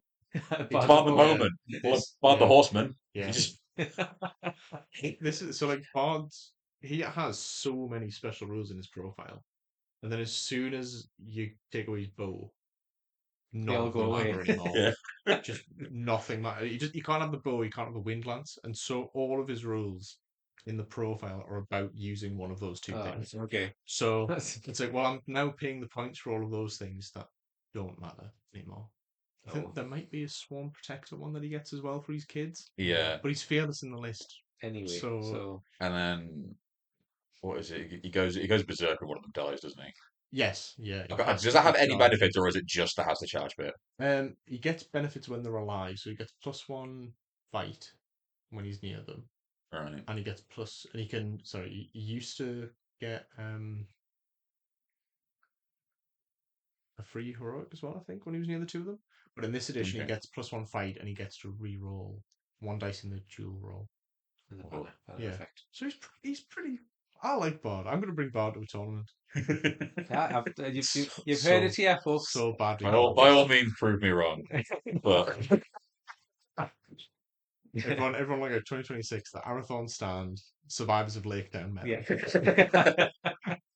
Heard it here first. We've got the exclusive just from Jonathan. Dudes, Yeah. dudes in rags. That's kind of army I'm bringing. Oh, goodness me. Right. Which units shine at low versus high points levels? And how might your strategy for list building shift between the two? So the difference in points levels. Well, I mean, Eagles, low points. Yeah. yeah, It's yeah. pretty It's quite an critical. obvious one, that Yeah. one. Yeah. It depends what you count as low. Like 250, I would say is low. But Yeah. I think more widely, like 400, 500 is low. Yes. Yeah. So We'll say the average now is 600, isn't it? Yeah. About 600. So Yeah. we'll say anything 500 below is low. yeah, I think- Eagles. Eagles, awful. Other than the obvious, I think Urukai Scouts shine really quite brightly at low because for their points, especially because you can sack off the shield if you want Yeah. in order to cram more in, having that fight level and that strength level consistently Yeah. across an army is Scary. pretty good. Especially if you take it in one of the scouts lists that gives you the extra movement as well. Yeah. I think that makes them really good because you can take still a fair number of bodies in what is actually quite an elite profile. Yeah. And Yeah. you're saving points because you don't have that much armor. But when you're at a low points level, the armor doesn't matter as much because you're not as likely to go up against Mhm. something really scary. I think because the Middlesbrough do their Thursday night throwdown, and it's just 250 points. And I think the thing that always does well there, you've got Wolves of Isengard. That's done. Hilarious. Yeah, it's just it's so strong at 250 Yeah. points because you can get your Yeah. I think you got Sharko, you got a captain. There's a bunch of Warg Riders who always get 2 attacks. Is that right? Even if they're 2 attacks against cavalry Yeah, as well. two So cavalry. Yeah, So they still, those- they still have to charge. yeah, still have to charge, but they get the 2 they always attacks. get the- yeah. And I think Sharko gets free heroic combat every turn. Yeah. It's just sounds brutal to be Does honest. with sound you. brutal. Yeah. But it always seems to be near the top. Whoever takes it, Wow. it just seems to do well. Interesting. That's really good at low points. But the obvious is again Depths of Moria, because you could just take Goblin spam and they've all Yeah. got a free banner. So that's great at low points. Yeah. I mean, Depth is good at both because at low Yes. points you can do Goblin Span. At high points you've got Balrog and Watcher. Yes, Yeah. you can Yeah. just do What's the one. Goblin Span that you had at the low points? Yeah. Well, that's it. If you don't take Goblin, one or the other, you can just fill more Yeah. Goblins in there. Yeah. So, yeah, that's proven to be really good at all points. So that's one across the board. Yeah. Think stuff that List building is easier when you can just whack 350 points yeah, into any Oh, list there you and go. it's Yeah. fine. Yeah. yeah. Yeah. Think trying to think other good armies. I think Scouts have done really well. Yeah. And who else has done really well? I think Riders of Irma did. Oh, it was the all hero one. Ride Out. was quite good at low points. Yes, yeah, we Because get you've got Aragorn, yeah, Aragorn Yeah. and Theoden, Gamling, yeah, probably Legolas, I yeah, guess. yeah, Legolas on his horse. Yeah, Yeah. you've an old hero Mhm. at lower points is pretty good. Yeah. Yeah. Bad lists. I mean, lower points. You're talking you. I mean, Ents can't do anything at low points. Yeah. So, Mhm. The break Riv- of the Fellowship? I Breaking of the guess, Fellowship, is yeah. probably terrible. Yeah, because you can only take like a hero. Yeah. So who you must takes in certain lists then? Yeah. Aragorn's in quite a few. Yeah. So at lower points, obviously, Men of the West doesn't work. Yeah. Your Return of the King doesn't work. Mhm. Yeah, I think it depends on where you draw the line on low points. Return of the King can work at like like 500 maybe. 5, 4, 4. I Yeah. think it could work at 4. It's just not. Yeah, it's just because your I think it troops are depends on so your expensive. Yeah. But they're I very mean, they're good. resilient. Yes, they're And good. so I but- think it depends on your Yeah. matchup yeah, at I that suppose. point. It becomes a bit of a coin toss. 3, like you just can't spread out enough, I think, with Yeah. Return of the King at lower points. Mhm. So you're like, oh, I'm on this objective. I've got one guy who's fight 3. Yeah. Oh Yeah. god. Be I know. shielding for Yeah, the shielding. rest of the game. Yeah. If you can charge me, I will be shielding. Yes. Yeah. Yeah, I think certain must takes are not very good low points, but Yeah. I think it doesn't. I think in all of the lists, the must takes don't really matter at higher points because you would No. you would take them anyway. Yeah. There would be an auto included Yeah. in them lists. But I'm trying to think of anything else that is really bad at low points. Yeah, I'm trying to think of because I run the 250 in August and Yeah. I'm trying to think what lists don't do very well. I think dwarves really struggle because Yeah. they're quite Yeah. expensive troops and they don't move very fast. So Mhm. they tend to just get like, well, I'm just going to go get a subjective and wait for you to charge towards us. Yeah. Mhm. Yeah, I get Dwarves that. can struggle. Yeah, I Yeah. think I think the lists that are bad just don't really. They're not. It's not that they're playable and bad. It's like this would just. No one would enjoy this game. Like Yeah. Black Riders would be terrible. oh yeah. Like White Council, I can't imagine as fun. I'd make it fun, Sub Yeah. but because you put Thrain in. because I put Thrain in. Thrain, yeah. Some really goofy stuff with You Thrain. need, you need I to think- make Thrain and not Gandalf at some point. See what happens. Well, the thing is, you probably pass more often by that because I use Gandalf to intentionally fail a lot Yeah. with his intelligence test. I do think with them, 500 is the point where they become playable. Yeah. Mm. Sub 500, I do want to take them sub 500, but everyone has a minimum model count now. So Yeah, it true. actually becomes almost impossible to play them at sub Yeah. 500. As soon as you add a 3 model minimum, even with Thrain, it can because all the others are 170 points each. Near enough. Yeah. Yeah. Yeah. Fair enough. What about high points? What's very good? Dragons of the North is proven Dragons to is be proven, a yeah. tricky one. The Moria soup list where you put dragons and a watcher, Yeah. and it's Yeah. I mean it's just Yeah. it's just horrible when you think about it. A dragon and the watcher, and then a bunch of goblins, and you can probably take Druzag and enrage stuff as well. It's just Yeah. wow, there's so much Yeah. utility in that, and stuff. Just the dragons by themselves are just Yeah. so strong. I think Men of the West as well. Being able, like, at 1,000 points, being able to score 225 points on Aragorn and 225 points on Gandalf, and I've still got 600 points. Like, Well, I took a 150 point Yeah. eagle in there as well. Yeah. I don't think at lower points values you'd want to do. You'd take both of those, Yeah, but it still works really well. yeah, Yeah. absolutely. So I think Men of the West definitely falls into the soup list here in my eyes. It's like anything, Yeah. anything that you look at and feasibly think is soup list, I don't think you'd ever consider it less than 600 Yeah, Yeah. because there's probably a more specialized list that could do Yeah. what you're going to take yes, better. Yeah. Like, it'd be like it's like the difference between Army of the Great Eye versus Host of the Witch King or Yeah. Cirith Ungol. yes, Yeah. Like, you're probably going to be taking mostly the same thing, maybe a different hero, probably a different hero, but otherwise the warriors are going to be the same. And now you've got more army bonuses. yes, yeah. You Yeah, get That might be better. for taking in a So I specific think, list. You get better bonuses. Yeah. Cool. Okay. Cool. Right. What else he got then? So he's on the next bit. He's got another Oh, question. he's got 3 more parts to his question. my- Phil was busy. Phil. Phil was busy. Coming in clutch. I know. How and when would each brutal power attack with monsters best be utilized? Feel free to include unique ones like Sauron, the Watcher, etc. So I think This Ah. needs to be its own segment. Yeah, monsters. Should we see some monsters section Yeah. for another week? We can do a monsters episode. I'll do one. Should we I give- need, yeah, because I need to do because I need prep. I have I think. used one monster ever this edition. Just Right. somehow just completely. Bearing in mind my first army was Moria, I've somehow managed to completely swerve. Yeah. I've monsters used this nothing edition. but monsters this year, except Yeah. except from the army of Veterans. Yeah, I don't know any of the brutal power Anyway, attacks. No. I I'll don't tell you even know what, all the generic ones. we'll do some homework on that one, Phil, and we'll Yeah. get back to you. Yeah. Right, okay, so what is the best surprise move twist strategy you've seen played in a game? So the best surprise move, or something that's been used against you, or something you've managed to put together. What do you reckon? Can you think of anything? One that I do, I love with because everyone thinks Arathorn's stance, sorry, is terrible. Yeah. But having so much might and being able to just explode out with like, charge one orc with 6 rangers, call heroic combat, and then all I six send 6 2-attack rangers just around the back line with more might. with more might. Yeah, it's fantastic. It's so good. Yeah, That's a trick that I enjoy using. nice. I think one of the best tricks I've ever pulled, which it didn't actually pay off in the end, it nearly did, it was so close, was Thorin's Company, similar thing, got 1,000,000 might. So I was up against Guahir. I forget who was into him. It might have been Nori was into Guahir. So I was like, okay, well, he's got strike. So I might be able to win on fight, Yeah, but he's not going to do anything on his own. And it was like, Guahir needs to die this turn or I lose the game. So I had 3 other fights going on. So I called strike with Nori, and then a combat with Philly, and a combat with Thorin, and a combat with Dwalin.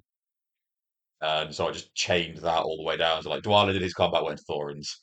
Thorin did his combat once, then Thorin went into Philly's. yes. Because I Did was his combat one, Philly went into Guahir, and then I had 4 attacks into Guahir.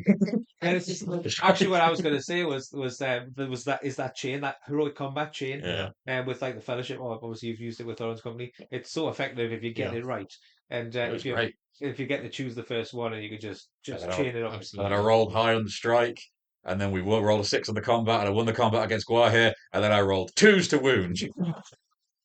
It all So it was all but nothing. It was 2-handing as well. but I bet it was great as it was happening though. Yeah. Oh my goodness. Yeah. Yeah, that's what the whole chain of heroic combat. I just think it's it's the best move when it pays off, when it comes off. I've never been able to do it Yeah. myself because I've not used that many heroes, but Mm. it just looks like so much fun to pull off.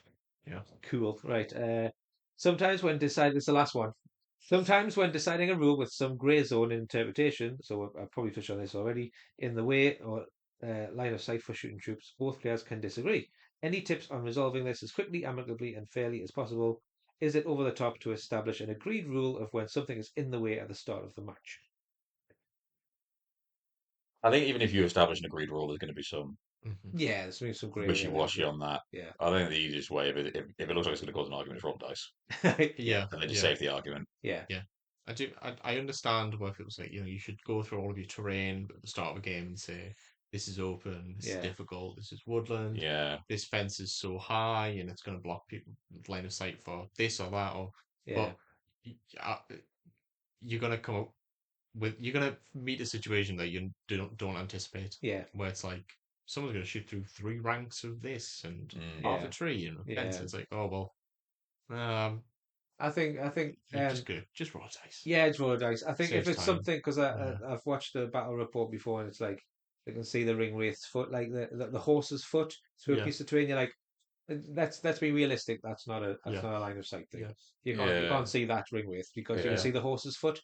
So yeah, I think you've got to be realistic. But at the same time, if it's like, well, I can see a little bit of the ring wraith, okay, just roll the dice, Yeah. just go for it. Yeah. With it in the way, sorted. I think just- had a game once was up against someone who was trying. They were playing Return of the King, and they were trying to shoot me through there with Legolas through their Army of the Dead. And they're like, "Oh well, can you do that? Can you shoot through your own models?" And I'm not super familiar with Legolas's rules. I always forget them. And I was like, "Does he have one that lets him just completely ignore that? I don't know." And he was like, "No, I can. I've got clear line of sight." I was like, "But you shoot through 2 ranks of models." And he pulled out a laser pointer to show that there was like a millimeter gap between their bases. Like, clear. I was like, Okay. Okay, fine. Oh, hang on. I don't think it was fine. But no, if you need a really thin laser line Yeah. to see through the Yeah. model, probably not. I mean, for Legolas, probably is. But Yeah. but you've Yeah. got it's that whole bit in the rule book, isn't it? The models are dynamic. The moving. Yeah. Like you've Yeah. got to be realistic. If there's not a good space between them, you can't Yeah. really shoot through them. But yeah. It's like if But if you've it's got going a, to cause an argument, just roll the yeah, dice. if you've got like a cavalry model and you have them facing like dead on, that's a lot thinner profile than if they're facing the other way. Yes. Yeah. Uh-huh. Yeah. Is it easier to shoot them when they're turning left? Like, no, that's No. not covered in the rules. Yeah. Yeah. It's But yeah, you've just got to, and then if your opponent doesn't want to just roll a dice, or if it's a decision that you're not comfortable leaving down to chance, if it's like, oh, this is going to change the course of the whole game, just Yeah. get a TO. yeah. And if it's a casual game, why Just- are you playing with this person? Yeah. Yeah, sure. I mean, that's it's meant, at the end of the day, it's meant to be fun. It's meant Yeah, to be a game. It's just like it's meant to be two guys or two girls with armies on a board and just playing games. It's Yeah. a board game at the end of the Yeah, day, and yeah. just be Yeah. communicate as it's the whole thing with what talk about intent. Can I really see him? Probably not. Just and if it's like if it's such a grey area, just go for it. Yeah. Or come with some sort of narrative like. Or he's running around the corner there, and he's like poking his Yeah. nose out. Or he's going to run into the bullfire. Or just come with something storytelling, and Yeah. just have Yeah. fun with it. So yeah, that's Glenn. That wasn't Glenn. That was Phil. Thank you very much for that, Phil. Glenn was the last one, so that'll be where Q&A done. Mhm. So Glenn said, "Hey, short time listener, first time caller. My question is, Still funny. yeah, my question is, what in your opinion makes a good tournament? How many days, points levels, etc. What makes a good tournament?" Seagulls. Ah, thanks very much. I'll take that. I'll get that seagull. Yeah, Anyway. it's a custom objectives. Yeah. That's fly off the board. Yeah, Yeah. I think yeah. I personally lean towards one-day tournaments. Yeah. Generally, because I find two-day ones I'm tired in the making, and yeah. especially End of like J2. it's not so bad if you're at a venue that's got really tall tables, but as someone with back problems, if you're at a normal venue where they're using tables, by the end Yeah. of the first day, I'm on my hands and knees. By the end of the second day, I'm in a wheelchair. But in terms of points value, I don't think this is set. Like, I think it's sort of like it's nice to have the spread. Like if I said like, oh, I love 800 points, I'm only going to do 800 points once, I'd be bored after 3. Yes. I like the fact that Yeah. I can do, and because it opens up different lists as well. Yeah. I mean, I guess if you only ever play one list, like some people do, you're probably going to have a points Yeah. preference. Yeah. But when you've got like 4 or 5 armies, as a lot of us do, because Middle Earth is really easy to do that with, Yeah. you're going to want to do a spread so that you can actually play all of them, because some of them are going to be crap at some point, some of them are going to be amazing at others. Like, Yeah. Yeah. Agreed. What do you think about custom rules, custom things like that? Come from a person who does it. Yeah. I love custom rules. I think it's great. Yeah. Because I think as well, I've never turned up to an event with custom rules and thought, oh, no one has considered this. Yeah. Like, you can tell that people are thinking about, like, if you've got custom scenarios, people have thought about what the scenarios are going to be. Yes. You know. Yeah. And I think it's a more sort of dynamic way of Playing the playing. game. Yeah. That's what I mean. I try to when I'm putting together my tournaments. I'm always looking at it something custom I can do. Yeah. So obviously, me 251, I'd have the seagull scenario at the end. And it's always it's just a bit of a laugh. That's It the whole is, reason I yeah. put it in there was like just a bit of chaos to finish the day off because it's 5 games. They're all an hour each. Obviously not very long, but by the end of the day, you're just a bit knackered. And you think, I'm just gonna just try and catch a seagull. It's just a bit of fun. Yeah. And so some wacky things have happened, and obviously you're still down to get one. Yeah. So, 2 years in a row, 2 years. I've rolled that one. Yeah, if you roll the one, it flies away. So, it's become a vendetta for some people. Just But me. I just think I like doing the custom thing because you play the same scenarios all the time, and you tend to build lists a certain way, or like generic tournaments, which is good.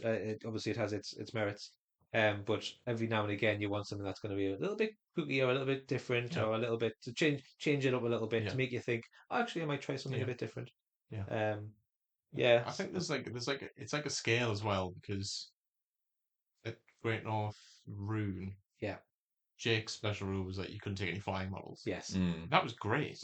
Yeah, it was actually. It's actually it wasn't a very noticeable rule on the day Mhm. because everyone just brought armies. Yeah. Uh-huh. But it did make a difference on sort of who It was changed. choosing which armies and that. Yeah, it did. Yeah. So That was noticeable, and it was a great tournament actually. Cool, excellent. Right, so I think that just about rounds out our Q&A section. Oh no, he's got a second question. It's on the back.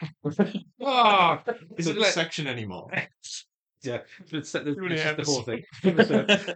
Well, yeah, Q&A. So, second question: do you like narrative play, and if so, do you have a favorite scenario? I love narrative play. Yeah, I'm not gonna yeah. lie. I've never actually done narrative play because I've never had the model, like not like a proper one, because I've never had the models that you need for it When you, I mean, you look in the for a lot of them. you look in the books, especially like I've got Rise of Angmar last year, and you're like, okay, this one Battle of Forest, you need 48 Khorne warriors. You're like, Yeah. I haven't. I'm That's- never gonna have 48 Khorne Yeah. warriors. I'll chuck Yeah. in some minister with the guys just to kind of Yeah. box it. And, yeah, I know what you mean. But Yeah. yeah, Mm. I think it's tough. I think the ones I like conceptually the most are the ones that do something kind of weird, especially with like the heroes that are there at the time, like um, the Black Gate scenario where you've got your Men of the West player versus your Blackgate player doing something relatively normal, and then just Yeah. up in the corner somewhere else, they've also got Frodo fighting Gollum at the same time. Yeah. Yeah. That's cool. I quite like that, where you got like just something bizarre happening somewhere else that you just Yeah. wouldn't ever possibly be able to do in a normal game, especially because like the armies don't allow it. Yeah. That sort of building. Yeah. I like that. Yeah, there's one in the Rise of Angmar I'm dying to play, and it's basically Gulliver starts on one side of the board, and the Rangers are trying to get away from him, Yeah. and it's like that sounds like so Yeah. much fun. Yeah. It's gonna be absolutely rule that one. Full of But harvests. I just love the Yeah. yeah, I love the story. I love the storytelling part. Yeah. Like the reason I love Lord of the Rings is the stories. So being able to play them out on the table, Yeah. I just think it's a lot of fun. I think my favorite scenarios are the Am and Hen ones. They're Yes. just amazing. Yeah. They're so good. They're not balanced at all. I've Very played cute. Arathorn Stand, where it's just him against. It's just because Frodo just turn one, puts the ring on, and runs away, and Aragorn's just stuck ruling, just fighting off. just as many trying to things get a as he can. 6. Yeah. It's horrendous. I've never ever seen Aragorn survive that scenario, but it's really funny, and it's got a mechanic with Boromir's redemption, which is like it's similar to the End of All Things scenario where you've got Frodo and Sam fighting Gollum. You're meant to do the two scenarios at the same time. Yes. So then once Aragorn escapes from the board, Yes. then the three of them can join in Boromir's scenario. Yes. And it's really cool. Yeah, Like, it is really I cool. And like then that but kinda then you've got like- the narrative one in Amon Head where Mhm. they all start at different points of Yes. the board, Yeah. and you've got Yeah. the hobbits are trying to not get captured. Yeah. I think that's really fun. Yeah. Yeah. I'm a fan of it. Anytime anyone wants to do an Am and Hen scenario. Fair enough. Yes. Yeah. Well, we've got all that Amon Head scenery now at night, so We we do. should give it a Yeah. go. Yeah. Well, we actually on that, me, Andrew Lister, and Graham Atkinson are all going to be playing through the Rise of Angmar stuff. Nice. So we're looking at starting that early next year. Between where we should have most of the models. I've used Khorne as an example because we're not going to have that many Khorne warriors. We have to figure that one out. They're just so You expensive. probably, yeah, I think you can without breaking the illusion, you can get away proxying in Wildmen with that Yeah, Yeah. exactly. Yeah, because then close Yeah. enough. yeah. So yeah, we're gonna give it a go. We're gonna work our way through the campaign and see Cool. how it plays. Really, it's taken long Yeah. enough to put together. Yeah, I'm looking forward to that actually. So yes, we love narrative play. And then he Yeah. finished off by saying, "Cheers, Glenn. P.S. Love the first episode." So there you go. Well. That is that. So that's all the questions for this week. Thank you So all. thanks everyone. Thanks for your submission. Thanks for Yeah. filling the entire Um, episode. Phil will get back to you about monsters Yes. once we've Yeah. played some games. Monsters. Yeah, Yeah. well, I've got a few things Yeah. about monsters, but yeah, Yeah. we've all had a practice. So, before we do our quiz, we'll Yeah. quickly run over events that we've not been to. Jonathan, I what know. happened? Yeah, so I was going to go to Hull Yes. and 1,000 point event, and a few days beforehand I dropped a glass on my foot. Oh. So I won't go into any more details. But, No, it wasn't nice. Funnily enough, couldn't walk anywhere. Yes. Which is fun. I think the event was called "One Does Not Simply Walk in the Hole," and they're damn right. It was, yeah, that's brilliant. So yeah, I haven't missed that tournament unfortunately, which is a shame because it seemed like a really fun Yeah, event. Mm. look, a lot of fun. The boards, the pictures of the boards Ah, that I saw, the terrain looked fantastic. incredible. Yeah. That's it.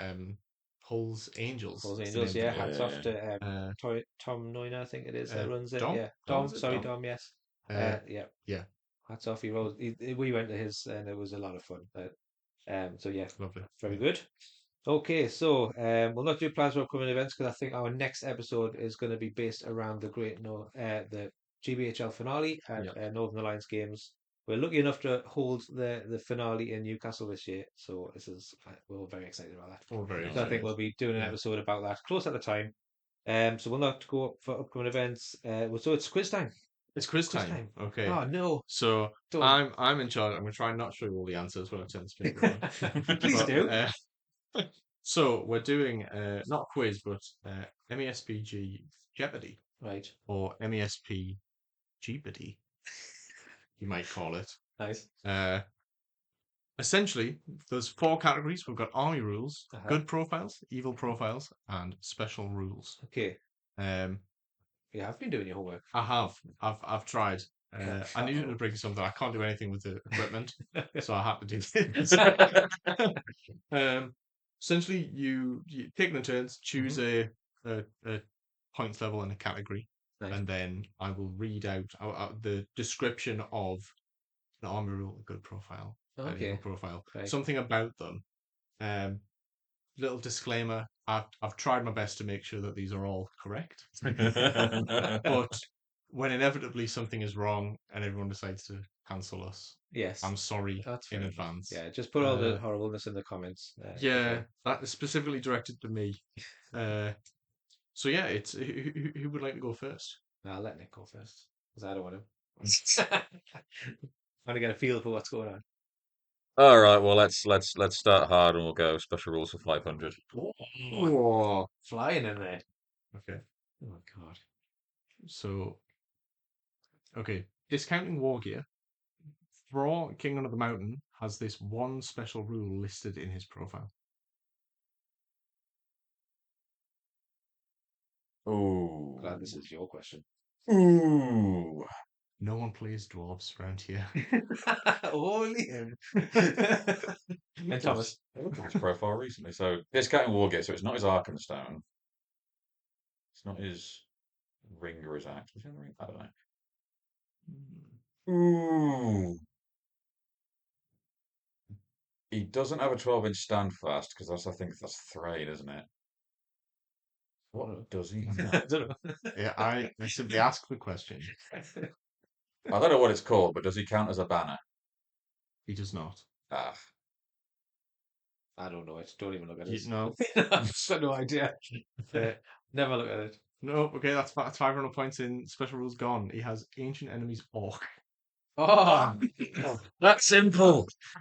oh my goodness. Yeah. Right. Okay. Sorry, Nick. Right. Well, I'm Jamie? putting good profiles. I'm going to go into 200. 200, okay. Yeah. So, this non-wizard profile has the highest number of might, will, and fade of any good hero. So that's the combined total. Non-wizard. Combined total. Is it a Boromir, Knight of the White Tower? It's from your Captain of the White Tower. Oh, It so- is. Yeah. Yay! Okay, that's 200 points 200 for points. Jamie. Fantastic. Okay. Nick, where would you like to go next? Okay. I should have brought some markers to. Tell you what, I've got a pen here. Do Fantastic. that way. Yeah. So, do you want to just put it? Yeah. Do you want to put it on Well, the boot? if I can't score high, I'm going to stop other people from scoring high. I'm going to go evil profiles for 500. Right, okay. This is how I play every game. What's happening? You know, Oh, I think if someone was going to get it, No. no offense, Jamie. don't worry about it. So this 25mm hero model is engaged in combat with Galadriel. Without any other model affecting the combat, this model will automatically wound Galadriel on a 1+. What? Is it an Uruk-hai Scout Captain two-handing? It's not. Ooh. It's not. They could get a 1+, but that would be affected by One of the model, wouldn't it? Yeah. Yeah. Do you want another go or? For half a point.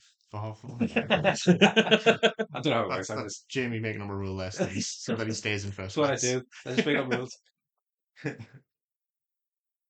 I mean, I assume it was someone that's got hatred elves, but I don't know who has hatred elves. Mm. I don't know. I'll play it properly, and I had my wrong guess. Okay. I was so confident with that one. Would you like to steal? I'll try. You don't lose anything for I know. stealing, so Is it Azog? Not on his wall? it's not Azog. Ah. That is the Keeper of the Dungeons. Okay. Yeah. How does he get down to 1+? Strength 5, Uh-huh. so he's on 3s. Right. And then he's got Yeah. Burly, and he Ah, gets +1 to wound against people who have Have a ring of power. rings. right, I didn't know that.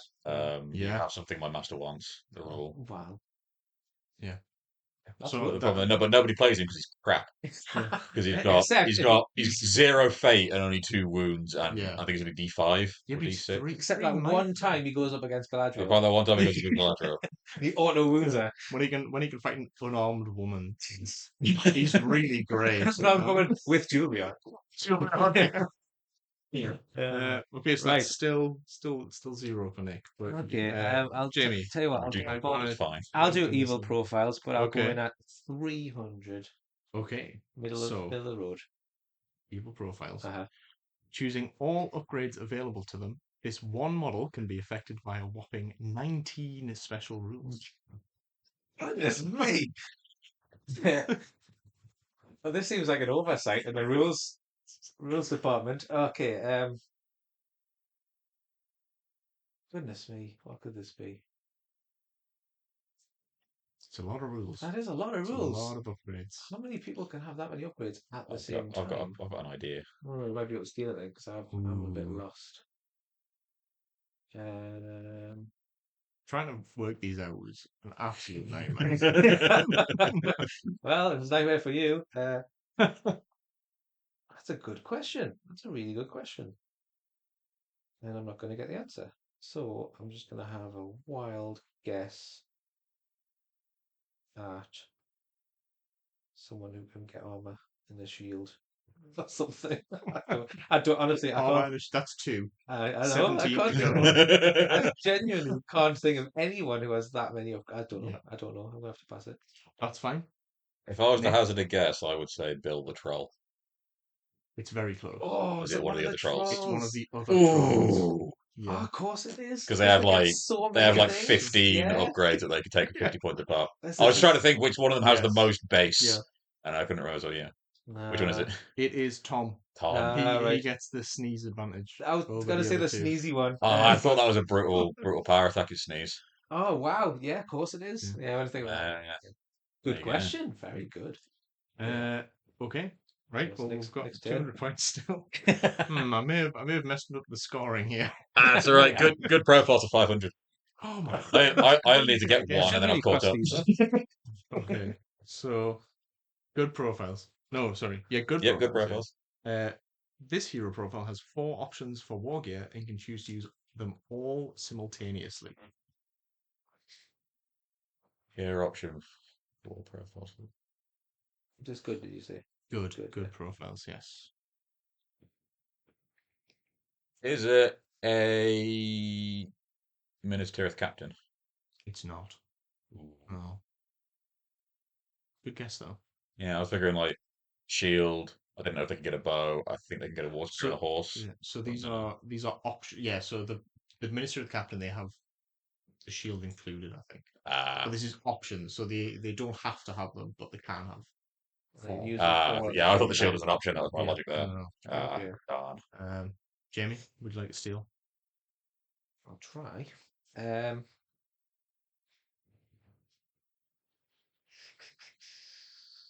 I'm gonna go. I'm not very good at this. Like running through all of the army lists. I mean, to be fair, Nick is choosing all of the hardest questions.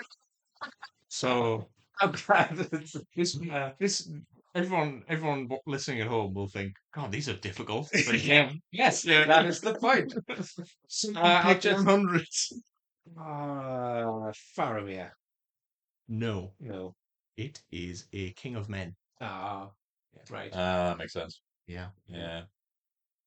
Nick, man. Okay. Let's scribble that one out. Okay. Oh, I'm gonna go in at a safe level of Okay. Army Rules 200. Let's Army get rules some again, points on the 200. board. Okay. Hopefully. So, friendly models in this army count as being under the effects of the Fortify Spirit magical power, even if they have no will points remaining. Oh. Is it the Shire? It's not the Shire. Oh. It might be. Now that you've said it, It's not the Shire. it might Oh, also the be the Shire. Shire. Yeah, it's the Shire. Sorry. If I was to hazard a guess, I'd assume Road to Rivendell. No. Because they're all heroes, aren't they? Yes. It is Breaking of the Fellowship. Ah, that would have been my Yeah. Oh, yes. Okay, Um, I'll scribble that one. So it up. was similar. So the trick with that one was that Fornost, you get that's resistant to magic. Yes, Not Fortify that's Spirit. it. It was the Yeah. fortify thing. Even though they Shire. are The essentially the Shire same get thing. the Shire get resistant to magic anyway. Yeah. Yes. So given the fortified, well, That would be No, broken. I thought that was because it was fortify, not resistant. I thought which list would have fortify as the the broken thing that the Shire gets is those 3-up fate saves with a reroll. Oh, Yeah. goodness me. So we've done 6 questions now, and we're still on Jamie I'm with still winning. 200 I'm points. still winning. So all I need to win is Army Rules of 500, please.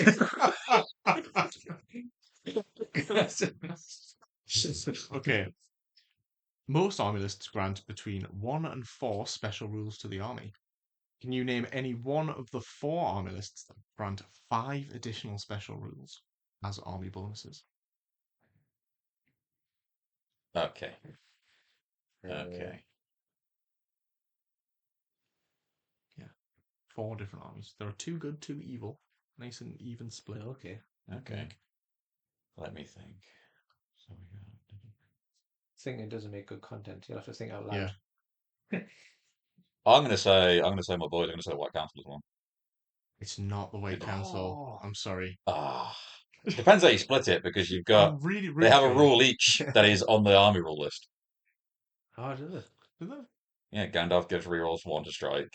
Elrond acts as a banner. Yeah. Galadriel grants resistant to magic. Let me. Saruman gives rerolls for 1. Radagast. I mean, I guess technically I'm still wrong because Radagast then gives woodland creature, but then also they get +1 to their resist roll, so they actually have Yeah. 6. I think does that. I Does think they that not might count as- come under 1 special rule on the.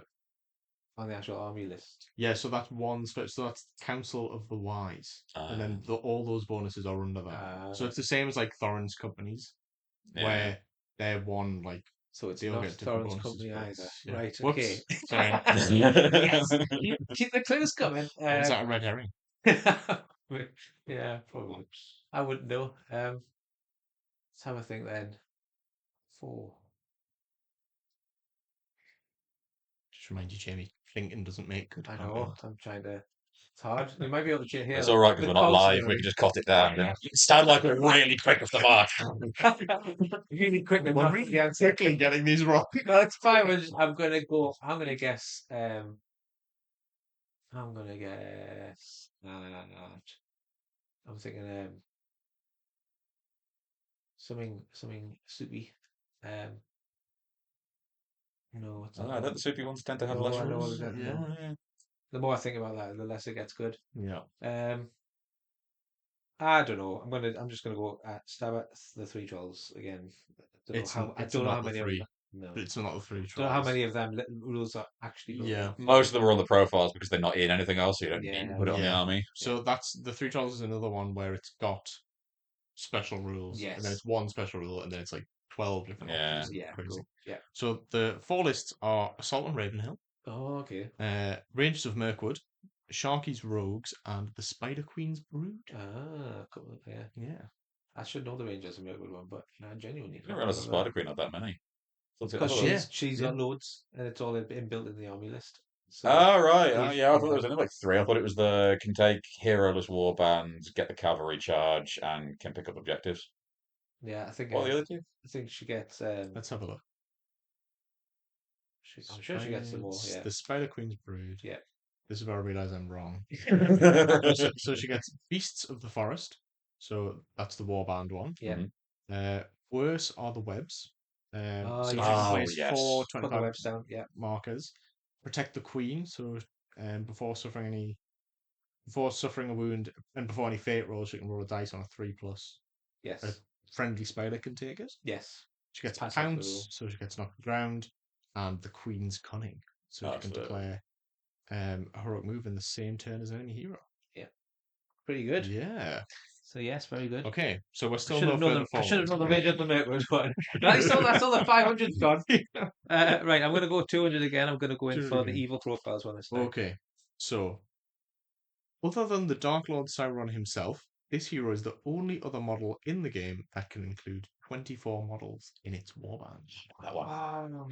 It's not your question. Got that one for reals this time. You should have picked anything other than 500s. I feel like I've read this. I've read this recently. I've read this recently, and I can't remember who it is. I think it was literally last week. I was looking through stuff to Oh, take dear. next year. Yeah. Oh, it's gonna knack us when you say the answer.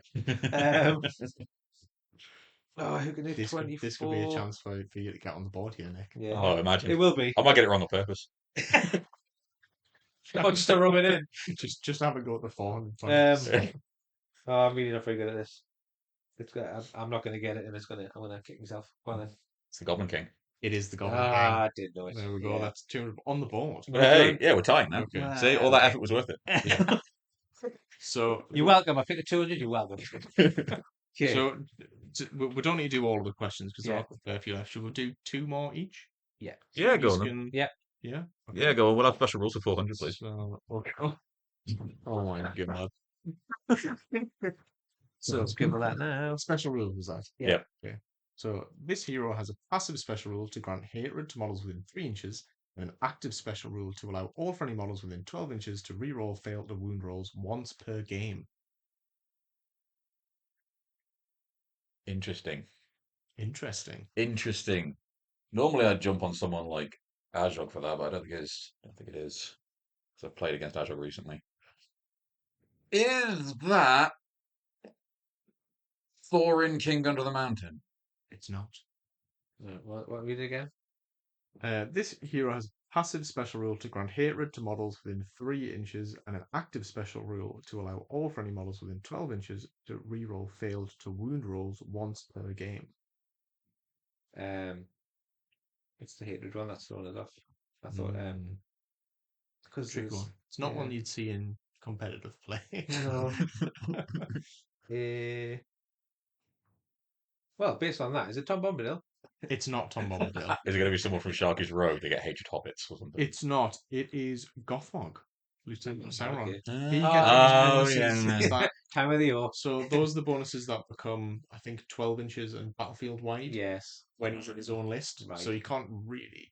He never. I mean, he was taking them anyway. Yeah, no one's thinking But about yes, Okay. that's no. That's That's not the way we're doing these quizzes is really bringing our legitimacy into question in the middle of the podcast, isn't it? This is how much Ah, we know, guys. You keep choosing Well, you do. the hardest You've chosen question. both 500s and 400 so far. So we're both going on 200. I think that's about a level. I think that's proof that we're casual gamers. And yeah. Right. Well, I'll go for the last 200 with special rules 200. Okay. I'll not get it. Uh, It's my points. Neck and neck. Go on. Right. Whenever a friendly hero of the same army keyword within 3 inches of this character is affected by an enemy special rule or magical power, they may roll a d6. On a 3+, the model will ignore the effect. Oh, I know this one as well. I really know this. it's one of the dwarves, isn't it? I can see it in his face. It's one of the I can dwarves. see. I don't know which one it is. Fuckface. Is it? I mean, Is it even, Bomba? even if I gave that away, you've only got a 1 in Bomba. 50 chance. Bomba. It's not Bomba. Is it Bofa? Oh, It is. it's so much. It is I knew it Bomba. started with a B. I couldn't think which one it I was. knew that. Oh, I knew that shucks. question had two sort of stages, which was, do you know that it's a dwarf, and do you know Which your of the 13 dwarves? dwarves? Yeah, Well, he does. he does. Yeah, And he's I- been- So do you only get Barber? Do you get the points for getting the special rule right, or do you get the getting the name right? It's a special rule, not good profiles. Mhm. Do you know what the rule's called? You can get the points. You get them. It's steadfast.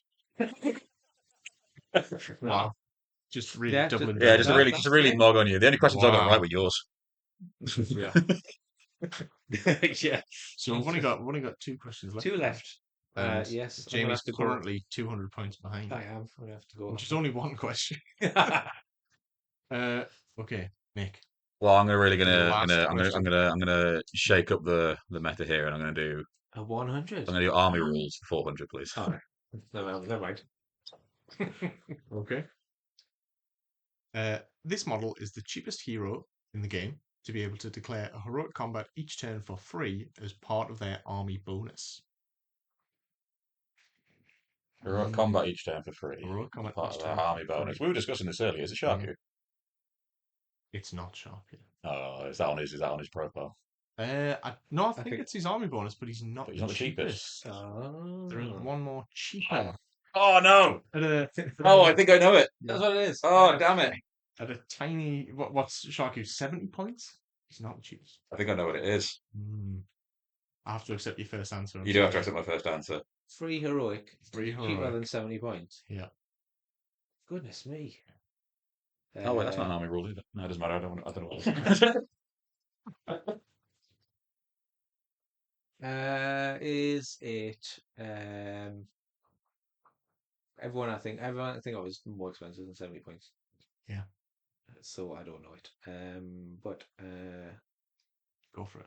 Just yeah, I don't know many people with free heroics. There's only there's this is part of the Fine, army well, I rules. know.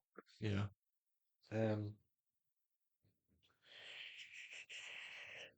I don't know. Don't know. I'll just say Aldrak for the sake of it. I don't Aldrak? know it's not him. It's not thought- Aldrak. No. It I is, thought it was going to be Samwise the Brave. I think this one was 40 or 45 points. Wow. It is Golfimble. Oh, Oh, Thimble, yeah. yeah. Is it? Like Is he three- in Ravagers? 2 wounds. Ravagers, Ravagers, yeah. Ah, man. 0 fate, but girthy. you know. Yeah. Fantastic. Full of girth. Fantastic profile. Yes. Uh, Yeah, it's a really good one. Which one did he say? I so it's very called? rarely look at the It's legacy army rules list, for so I always 400. forget what Yeah. any of their rules Yeah. are. Right, I'm going So that's you've chosen the 6th hardest question. Yes, you have. You've scored And all you the didn't points get off any my of them. questions. Right, well, I'm gonna have to try and pip him with a 300 question, or you can probably Okay. steal it. Yeah. I'll go good profiles 300. Ooh, this is similar to the last one. This hero is the cheapest profile in the game with heroic strike. I think I know that one as well. The pressure's on. Is it? Oh, it's good. Obviously, it's gonna be. Is it gonna be one of the hobbits? Is it gonna be?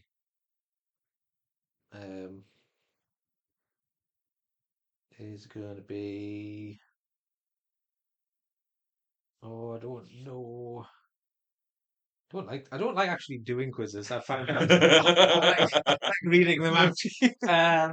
It's Nick's turn next. It's gonna be awful. It's yeah. Uh, White Council based trivia. cheapest striking hero. I'm gonna go for Hera. It's not Hera. No, I know she's only 70 Nick, would you like to points. steal? Is it Bilbo Baggins? It's not Bilbo. Is it not Baggins. Bilbo Baggins? It's cheaper than No. Bilbo. How many points is Bilbo? 55. Cheaper than Bilbo. Wow. Oh, Okay. It is Uh-huh. Samwise Gamgee. Oh, he's got strength. He's got 40 points. Samwise strike and strength means he Ah. can get up to. I think he's fight 4 now. Is I it? did say hobbits before I went off But, on a tangent, yeah. so I was. If he you know, doubles, if he uses heroic strength to double his strength, yes, he goes to strength 4. nice. Wow. Brilliant. Who's using that? No one, absolutely no one. Yeah. Well, Yeah. that was very Well, well that done. was- Congratulations, Nick. Yeah. No one. I promise you would have scored some of the 100-point questions. We'll never know. Yeah, you'll never know. That's it. So yeah, Oh well, thank congratulations. you very much, Jonathan. That was Yeah, very good. Congratulations, Nick. Thanks, Nick, for picking all the hard questions. You're welcome. Thanks, Jamie, for picking the easy ones. You're welcome. Thrilling audio content. Oh, yeah. Everyone. Everyone going, Shouldn't have picked the hard one again. Nah, it's the way. Stuck to your guns, and I appreciate did. that. Yeah. Excellent. Right. Well, Okay. with that being done, we'll start rounding up. So Mhm. we'll do a quick shout out to some of the events coming up in the northeast that are now on sale. If anyone wants to take part in any, because I know there's a few people that might be listening who might be new to the game. So the events that we like to run up here, they are quite friendly and relaxed, and we're all just very helpful. So get yourself along if you can. We've got in January, the 24th, 25th. That's 2 day. It's a GBHL 100. It's the only one in the Northeast this year. It's been held at Middlesbrough Gamer Club. Luke, Dave, and Elliot are running that. Gondo in 60 seconds. Don't mumak in anger. So if you can make yourself a way to Fantastic. that one, 650 points. It's over the 2 days. Tickets are on sale for that. They always run a great event down there. Yeah. After that, on Saturday the 31st of January, we've got Alan Cameron's hosting his custom hero tournament with a custom builder and stuff. I think we've all had a look at that now. Have you Well, got have you? tickets? Yeah. I can't go, Oh, but no. I've been looking at the builder because it's Yes. so fun. It's very Yeah. fun, yeah. Yeah. So that is it's 300 points and whatever hero you put together, and it's Mhm. called The Hero We Deserve. So have a look at that. That's being held at Northern Alliance Games in Newcastle. And then mine, I'm hosting an event on the Sunday, the 22nd of Feb, Rotten Seagulls in Whitburn, Sunderland. That's 800 points. It's going to be a GBHL 90. It's a singles event, just 1 day. Battle of Egress, second Battle of Egress. It's the second event. Yeah, going for slightly more points, 800 points this Mhm. time. So if you can make your way along to any of those, have a look on Facebook. The events are usually at one there. The GBHL calendar is up now for next year as well. So if you do fancy just trying out a few of the tournaments, have a look for the Northeast ones. There's a couple in the calendar now, Yeah. and get yourself along if you can. If anyone Um, from the international community wants to have a delegation, Yes, the come on Northeast, over and come have a over. try at some of our Yeah. events. Yeah. We can't subsidize your trip. No, You know, no. It's all on your be own. nice to see On you. your back. Yeah, it'd be nice. Yeah, it'd be nice to see us. But yeah, appreciate anyone who can come along to our tournaments. Mhm. As more come up, we'll give them a shout out as well. So yeah, I think that's pretty much it for this episode. It's been a long one full of questions. My Yeah. brain's a bit Yeah. boggled. Thanks, Phil. Cheers, Phil. Yeah. Hey, we got content we needed. Yes, we did. Yes. I'm seeing why other podcasters do dedicated Q&A episodes rather than doing it every time now. Yeah, that's Yeah. yeah. Yeah. So if you do want to send any more questions in, it's talkingshire@outlook.com. So just get your messages in. And thank you very much for listening. And Yeah. we'll hear you next time. See you next time. Whatever. Speak to you next time. They'll hear us. They'll Yeah. hear us. We Yeah, won't yeah. hear them. I hope Well. not. That's right. Talking Shire live. No, well, The Metro Radio Arena. I don't think it fit that many people in this room, so we'll not do that. With that being said, We'll catch you next time. yeah, we've been talking Shire. Thanks very See much. you next time. Bye bye. Bye.